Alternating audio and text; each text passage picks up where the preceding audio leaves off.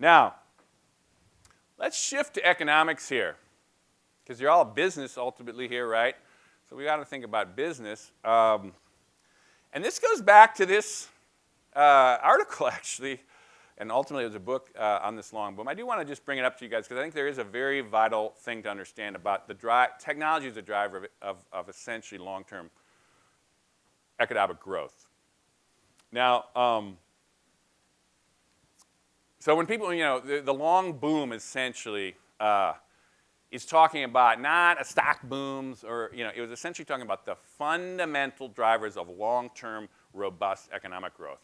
And what happens essentially is technology and the integration of actors in a market, increasing integration, those two factors, when you look at those things, when those things shift, they often, if not always, drive sustained economic growth in the big picture, the long run. Now, let's just take an example of how that works. And you can see this in the post-war era, the great post-war era, which we all thought about as the great kind of economic boom of not just the United States, the West, all over the world. In essence, what happened there, I would argue, and argued in these other contexts as he mentioned, is essentially you had two things happen, big trends, that are very reminiscent of what we're seeing today, so it's worth going over. You had World War II ended, and those two big drivers surfaced. One is you had a range of technologies that period that had been developed in the war or before the war that all of a sudden went rushing into the private sector. Mainframe computers, atomic energy, commercial aviation, plastics. I mean, you name it. There was a ton of technologies at that time that went whoomp into the private sector. That, and you had half the world, the free world, organize themselves in a much more tightly integrated way. And so what happened? Boom. In the 50s, you had an American boom, particularly. And why America? It had survived the war, for one, and it pretty much intact. But also, Americans love to jump on new technologies, and they had the most open economy to take advantage of that kind of integration. So you had this crazy, nostalgic, we still talk about the great 50s, all the boats rising and building suburbia. But by the 60s, all Europe was on its feet, Japan was back on its feet, was totally booming. And it was only in the 70s when you essentially got the lifeblood of that industrial economy, oil, that kind of, with the oil shocks, and you kind of screwed up the whole thing, and that you essentially ended what had been about a 25 to 30-year run of really long-term fundamental long-run growth. Now, take our era. I would make a strong argument that in general, you can think of this same phenomena basically happen. And what happened in the 80s? The Cold War essentially ends. And there was a wind down before it formally kind of ended, but it was clearly that this is ending. And so what happened at the end of the Cold War?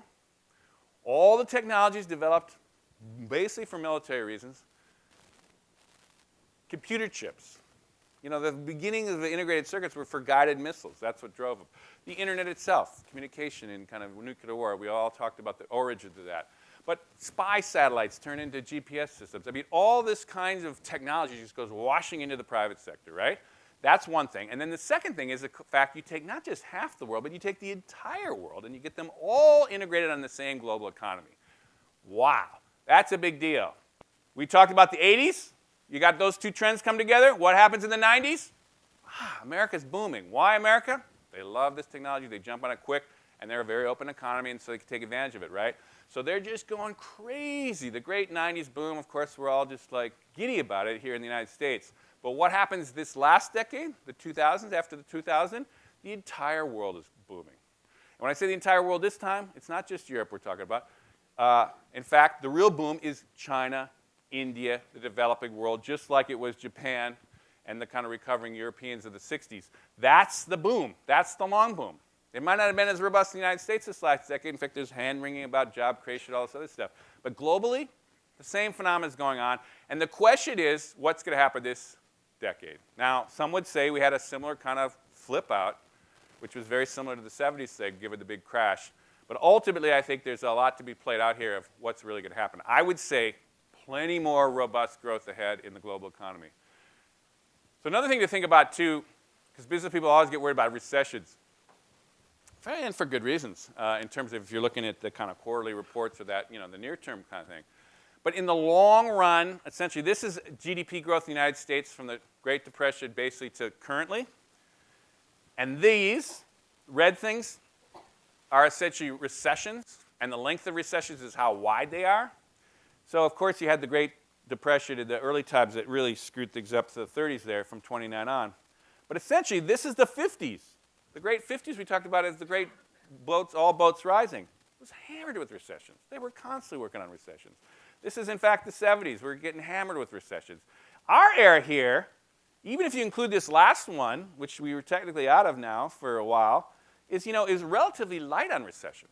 And the ultimate thing is what I'm saying is what really powers through is the long-term trend here. Where is that long-term trend going? Granted, it was a big dip here, similar back down there in trauma, essentially, to what we happened in the 29 crash.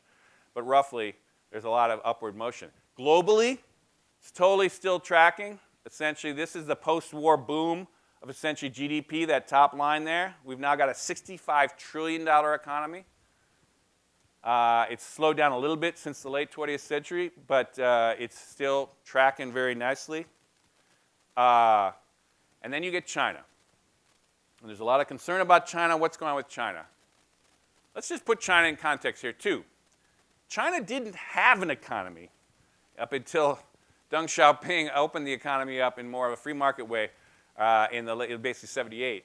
But look at that. This is GDP growth. They didn't have GDP, essentially, until, boom, it started kicking in after that. Now, they are, as we well know, on a roll here in a kind of a very different way now. We're looking at growth into the century here. So let's just take, these are numbers from Goldman Sachs, not Pete Leyden here.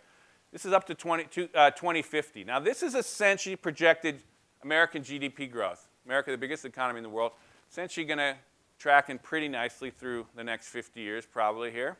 That's China. Boom, surpassing the United States. People are actually arguing that's probably going to happen earlier. It has a lot to do with how the two countries perform, but roughly no one's disputing that that's surpassing the United States. That's India on a slightly stutter step behind, but it's ultimately catching the same upward trends by mid-century. That's Germany. That's Japan, that last one, essentially flatlining, and that's Germany. Now, Germany is part of the European Union, so it's a little different metric, but just look at those countries. Germany and Japan. So essentially, if you take the 2050 look here, that's the snapshot of the global economy in 2050. So the two powerhouses of the 20th century, beyond the United States, Germany, Japan, basically irrelevant in terms of the real drivers of the global economy. Now, Europe itself is a bigger animal, and Germany's part of that, so I don't want to get into that. But I'm just saying, what a reframing of how you got to think about economics. Now, the other thing I do want to say, though, is I was a foreign correspondent for Newsweek in Asia in the late 80s before I went to Wired. And there was a similar talk, all this hand-wringing about Japan at the time. I think it's worth just reminding ourselves here. In the 90s there, Japan was on an incredible roll in terms of their industrial economy. And we're doing terrific, and everybody was thinking, oh my God. And the United States, meanwhile, was really floundering in the 80s too, in many respects, the economy. Everyone was wringing their hands of where it was going. And so I remember doing all these stories about we're all going to be working for Japanese companies, and the world economy is essentially going to be Japanese very soon here. And of course, what happened in the 90s, no one could predict it, but you watch Japan go into this stagnation, which, there's many reasons for we could describe, including demographic, but ultimately the United States kind of had this bounce, this reinvention through particularly internet technologies and others. So it was like, never really, follow the trend lines too tightly there. I would say the same thing is a little bit going on here about just talking about China and the United States this last decade. And I would argue, just keeping fluid here about what's going forward here, is I think it's not clear where these two economies are going to go. And I think it's very often we've watched these reinventions happen, about what goes on in the United States and also what I think could go on in China. Two examples here with China. China's done a remarkable job of bringing the poverty rate down. They had, in 1980, when they started this project, they had 80% of the people were living on $1.25 a day. And you go, wow, look at they've brought that down to 2009. It's 18%. But that's still 234 million people are essentially living on basically nothing, very, very little. There's nobody in the United States or European countries in that kind of space. Anyhow, huge kind of challenges in terms of the fabric of their basic society. And another one I'll just mention in terms of anyone who's been doing traveling in China, as I have over the years, I mean, the environmental damage is just insane.